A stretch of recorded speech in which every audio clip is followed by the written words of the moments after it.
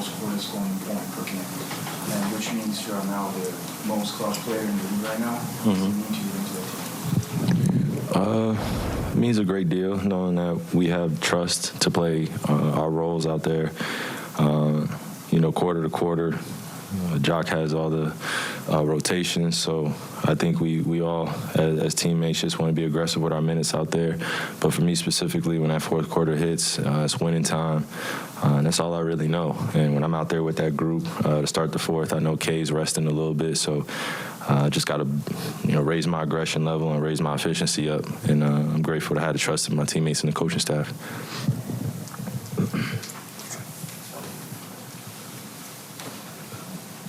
This guy, just want to go back to your effort again, not only yourself individually, but the team when it comes to defense.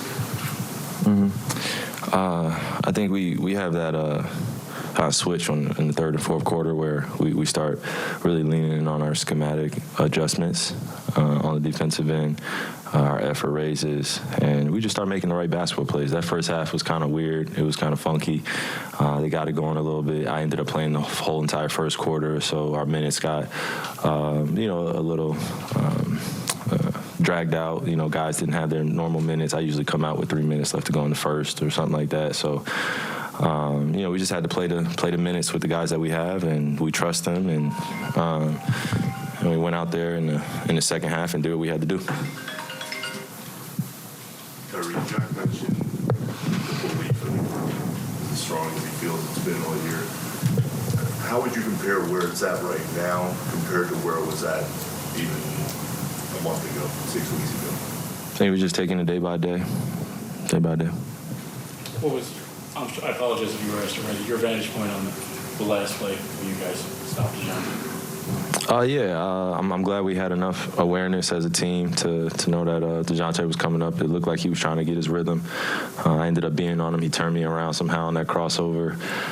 He ended up missing the shot. But I feel like we put ourselves in that position down the stretch. We should have closed them out. I feel like with 4 minutes, 3 minutes left to go, but they kept, coming at us. And when we're going on the road against these teams and everybody wants to beat us, then that's something to expect. So we're glad that we got a chance to close this out, and best reps are game reps. As you look back at the last 10 games, since you guys have been 10 straight, what do you think the single biggest key has been over this last stretch of games?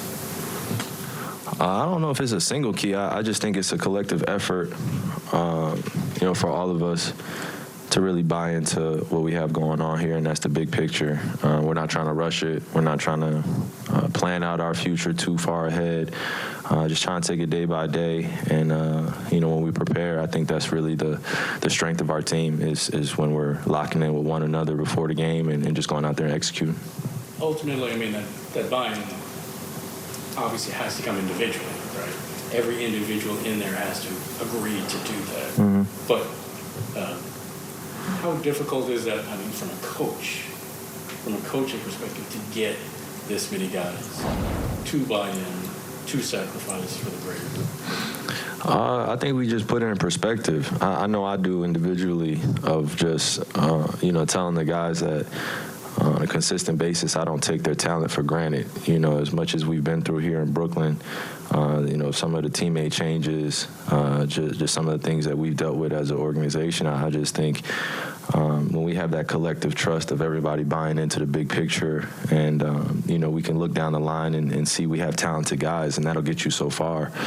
But when you have guys willing to sacrifice and do the little things and put their body on the line, like KD jumping, getting that block and doing little things like that to start the third quarter, that makes a big difference in the flow of the game. And, whether we take a 1-point lead, 3-point lead going into the fourth, that matters.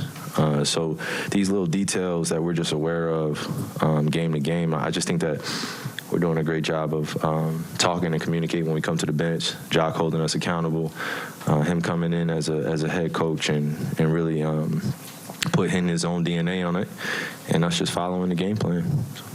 Kyrie, Curtis Bell, NBC News, nice to meet you. A basketball-related question, but not specific to this game. How much of a priority is it for you to find a sneaker home, and how important is it to consider Sears Collectors and other small minority-owned companies? Well, number one, I'm in no rush to make any business decisions right now. You know, I've been blessed enough to be drafted at 19 into a league that's the best in the world. And I've been plastered in an international marketplace, whether it be in China or whether it be in Australia where I was born or whether it be in Africa. You know, I've built so many tribal relationships around the world.